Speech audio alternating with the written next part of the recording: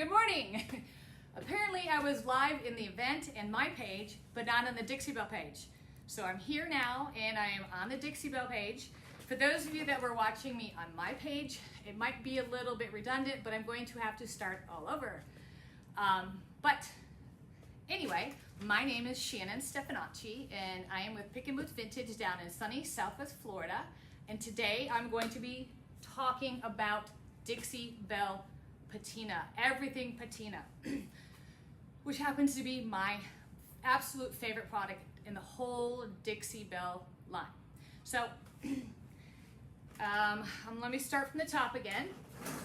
First off, the Dixie Belle Patina line is so versatile. You can put it on practically anything. Glass, metal, wood, cast resin, plastic, everything. And it just makes such a difference when you add it to something that is so plain. Like for instance, here is this little farmhouse sign. Cute, but what if it was rusty or rusty and crusty with some greens and blue patinas? Here it is, rusty. Let me just show you both of them. So see the difference there? And then this is with all the different ones. So see what just a little bit of patina can do. It can just turn something cool into something fabulous. All right. If you're a beginner to patina, I'm going to be covering all the products extensively. So you might want to grab a pen and paper. If you already know about it, just sit back, enjoy, and watch. What I'm going to do before I get started talking about each and every product in the Dixie Belle Patina line, I want to show you some of the things that I have created. Now, this was probably one of my first ones a few years back. And look at this cute little guy. All different shades of like greens and different shades of rust. And then I just painted with some of the Dixie Belle paint on top, my little logo. Well, I Dixie Belle Patina almost everything. I love, love, love it. It is so easy to use if you know how to use it. This little guy, he lives outside of my home. I did him, let's see, I wrote it down, March 24th, 2020, last year. And since that day, he's been outside my house, the front, enduring Florida weather, which is, if you've ever been to Florida, it's either really hot or is raining. So look at him and how he has matured and aged over the years. I have a great video of him on my YouTube channel if you want to check it out. Put him over here. He's a handsome guy. Now, this is something I did on the Dixie Belle page a few months back, I don't know, maybe 8 months ago. This is a cast resin plastic planter. I'm always afraid something can jump out at me because this was outside my house and I took the plant out and I'm afraid like a lizard or something's gonna jump out at me. But with this one, I was able to use crackle and some sea spray underneath. And if you see how it's chipping, it makes it look like it's an old cast iron planter, but as you can tell, it's not, because I would not be able to do that if it was cast iron. It would be really, really heavy. So that is something, and this is actually on my YouTube channel and also on the Dixie Belle page. Then, here's another that I created. This is a little mermaid girl. This one was a lot of fun. For my base layer, if you can see through here, I used some of the Moonshine Metallic, so some of the blue would come through, and then I rusted and patinaed her all up. She's still a little wet because if you have children, especially boys, they do crazy things. He has an outdoor fishing tank, a big, where he puts some live fish, he takes them in and out, but he put her into water about here. And if you can see down here, you can see it molded just a little bit and changed the coloring, which is really adds so much to this. So how could I get mad at my son when he actually added to her patina and coolness? See the back of her hair? See the rust? Notice the different shades of the rust? I'm going to show you how to do that. But I just wanted to show you some examples of what can be done with the patina. Okay, so let me just check, see if I have any messages. Okay, I think I'm okay because people are commenting. So let me know where you're joining us from. I am, again, like I said, in sunny Southwest Florida, though today it's raining. But we do need the rain because it hasn't rained here much lately. Okay, to start, there are 3 well, let me take that back. There are 4 main products in the patina line. You have Prime Start, you have the patina paint, you have the patina spray, and you have the patina guard. Now let me tell you what each one of these are for. Prime Start is as a base layer only if you are putting it on metal. So if you're going to be putting patina, any patina on metal, you need to start with Prime Start. Prime Start is very, very important because what it does is it acts as a layer between your metal and your patina paint and spray to stop the rust from going through to your metal, because you don't want, like on here, I don't want the metal to rust all the way through. I want the chemical reaction to stay just on my top layer. So the Prime Start is only needed if you're going to put it on metal. Wood, resin, anything else, you don't need it. So that's the Prime Start. Next, we have the patina paint. There is 3 shades: iron, copper, and bronze. Now these, before you use them, you always want to shake them very well. And as you're using it, you want to keep a stir stick because there are flecks of metal in here. And when you're applying it to your piece, you want to make sure that the metal gets on your piece. So when you spray it, it will activate. So that comes in 3 colors: bronze, iron, and copper. So we have the Prime Start, which is only needed as a base coat if you're doing metal. Then we have the patina paint, which is the first thing you use, whether you're putting on wood or plastic or whatever else. Now, the green spray and the blue spray, only comes in 2 sprays, is what you use to activate the paint. I will show you this in a minute. So this activates the metal flakes in the paint. That is why you have to stir it up, because you need the metal flakes to activate this. What it does is it causes a chemical reaction. And this will only work when your paint is wet, and we will cover that in a little bit. So we have Prime Start, patina paint, then we spray it, then we let it activate and work and create its magic for as long as you want it to. And then there's something called patina guard, which is designed to seal and keep your pieces from continuing to corrode.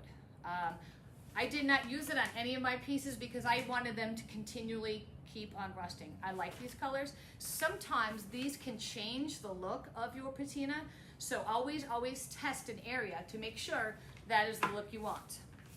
Okay, so I'm going to put these to the side, and we are going to go ahead and get started on our project. All right, so I have another lion. He is a little bit different, but these are so, I just love the lions. They're just so majestic. I got him at Old Time Pottery.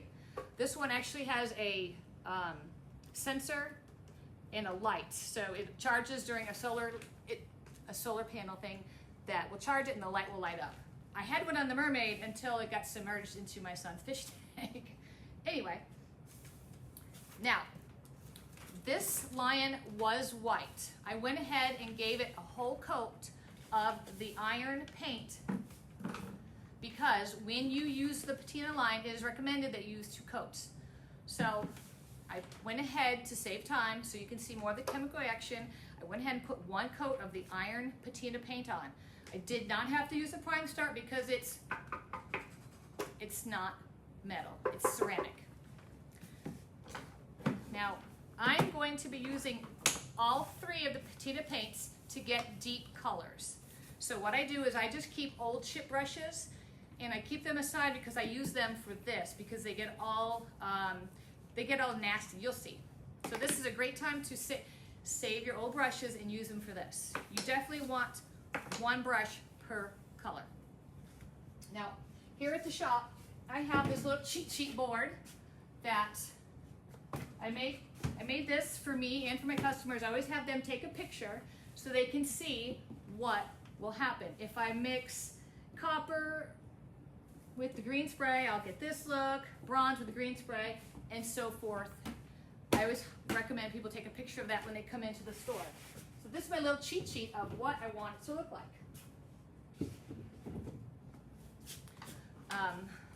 Let me get these ready.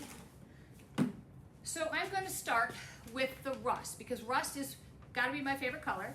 So in order to get the rust color, you need iron and the green spray. When you put your green spray on, you can use Mr. bottle if you want it to be very fine. You can use the spray bottles that comes with the Patina line, and it's a little bit heavier. Or you can take a sponge or a brush and kind of dab it on, whatever you want to do. I need to start a new bottle because I'm out of the green. So you just stick the top on. So you're ready to go. I highly, highly recommend when you are done using your Patina sprays that you take the top off and reapply the cap, because this is what happens. I don't know if you can see that or not, but they do corrode and then they no longer work. So just like you need to wipe the top off your paint before you put the lid back on, take a second, take this out, spray it with some cold water, and that way you'll have this to use again, because they do corrode. All right, so let's get started with the iron. Where it is. Let me give it a good shake, because I want to make sure I get all those metal flecks ready to go on here. And I'm going to begin to apply it. I tend to go a little heavy. So I want some rust to go down his face. So I'm dabbing it. I'm not painting it, I'm dabbing it, or pouncing it, whatever you want to call it, like it's drip. Can you see that? Right down through here. Now, I'm going to start with my Mr. bottle and I'm going to spray it. I'm one of those that apply and then spray and I go back and forth, because to me it's like creating art. So this gives a nice fine mist, and I'm putting enough on where I want to see it naturally drip down, because rust will drip, kind of like on the back of him. See how the drips go with the...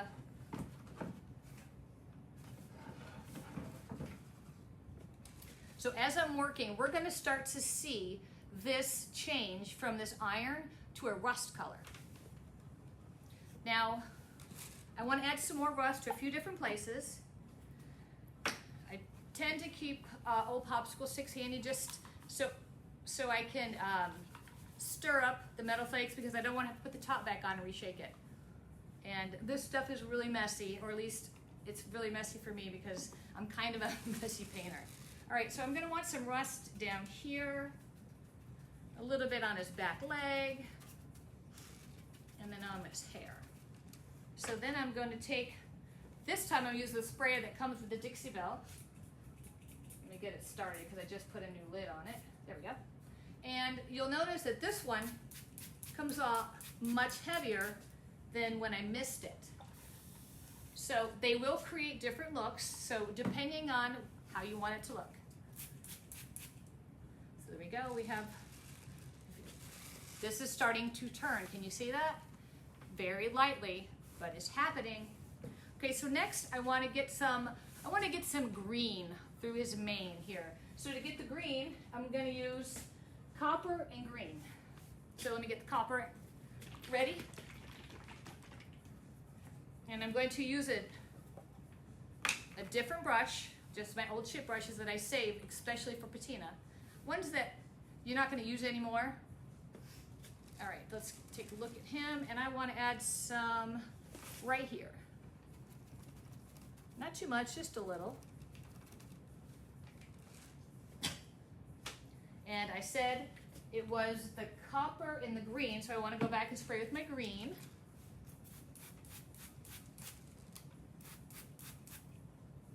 And you can see how it starting to activate. Some will activate faster than others. All right, I want to add some more. Let me take a look at him. All right, I'm gonna add some right over here to where this other rust is. Because when something starts to patina, it's not always the same color, the same. Sometimes it just peeks through in certain areas, so you just want to touch it like that. Now we want to go back and activate it. And I want it to do some heavy drips, so I'm going to use this, the spray bottle that comes with it.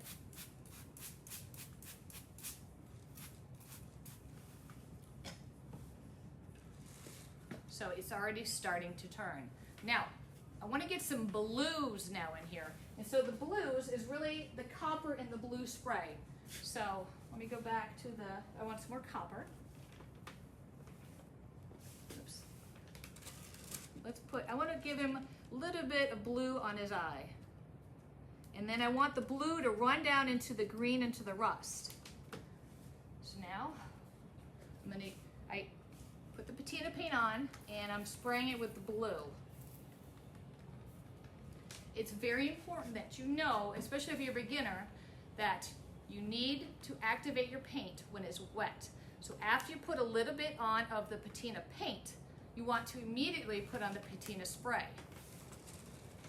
You can put it on when it's dry, but you will not get such bright, vivid, such a chemical change. You can already see it happening on his face.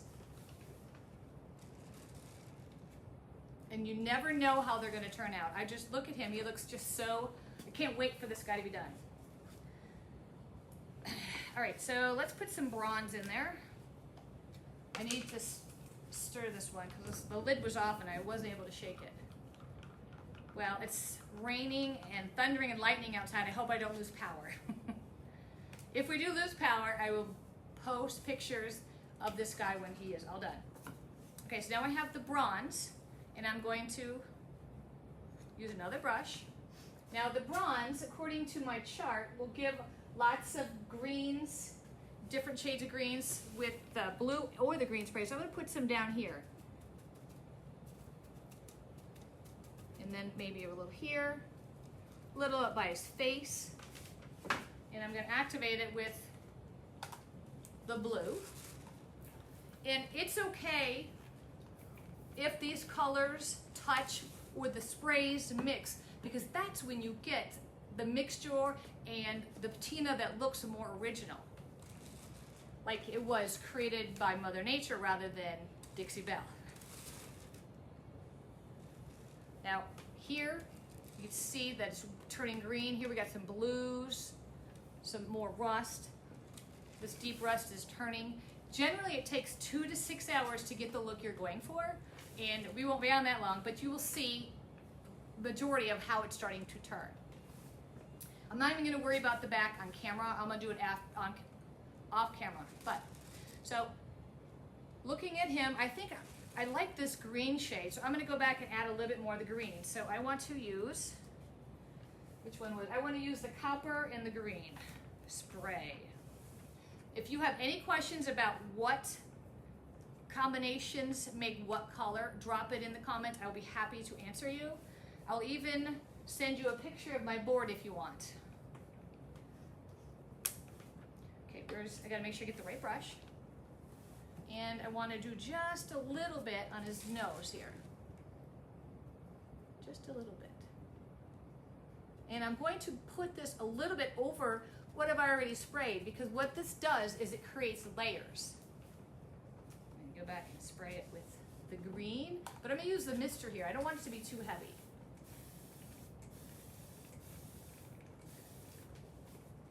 There we go. These are already turning out. Have you ever seen these on the side of the road when you're driving by this big house and they have these gorgeous lions? Well, that is what we are creating. Let's see. I'm going to add a little bit more rust here.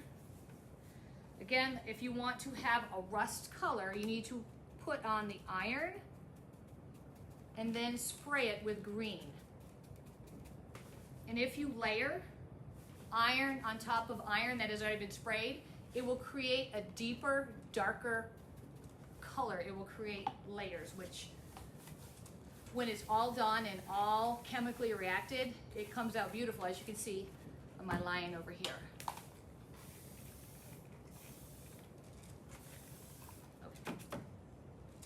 Now, this right here is turning out unbelievable. Look at how cute that is. What do you think? Let's see what time it is. This finished product will be on my Facebook page. I'll also be uploading this video to my YouTube channel. Let's see, he needs more right here on his nose. I'm thinking we're gonna put iron there, more rust. I like the rust. I'm gonna cake this. If you notice, I'm putting it really heavy because I like it just makes it more three-dimensional, more crusty. But I'm also going to throw in just a teeny bit of the bronze, just a dab, because sometimes when you see rust, you see a little bit of green peeking through or a little blue. So I'm going to dab it and just like that. Now to activate it, I'm going to use, this time I'm going to use some, oh, I've got to use green because it's going to be rust. So iron with the green, and will also give me a little bit of the blue. Now this, when this dries, is going to be absolutely gorgeous. Like I said, this is my absolute favorite product by the Dixie Belle line. It is so easy to use. It's just a little messy. The reason why I use the old chip brushes is just because when I'm done, I have to worry about cleaning them out. I can just throw them away.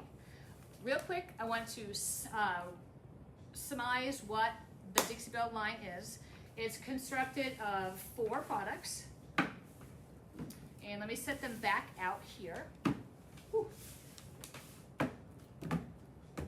First, we have the Prime Start, which is only used if you're going to be painting these products on metal. If you're not using metal, don't worry about it. Then you pick your colors, what you want to use. If you want just rust, that's the iron with the green spray. So you pick your colors, put it on, let the first coat dry. Second coat, you want to activate the metal chips in the paint with the patina spray, which only comes in 2 colors. Then when it's all dry and it patinaed and the way that you want it to be, you can seal it with the patina guard or gator hide or a clear coat. Keep in mind, it will change your look if you use these. This guy was outside my house for over a year and he just continued and he just develops and he is just perfect. So sealing it is up to you because he has been in the hot Florida sun, the torrential downpours here, and he is surviving well. And this one, the mermaid, was submerged in pond water in my son's fish tank in the backyard. So it's very, very durable. Okay, so let me see.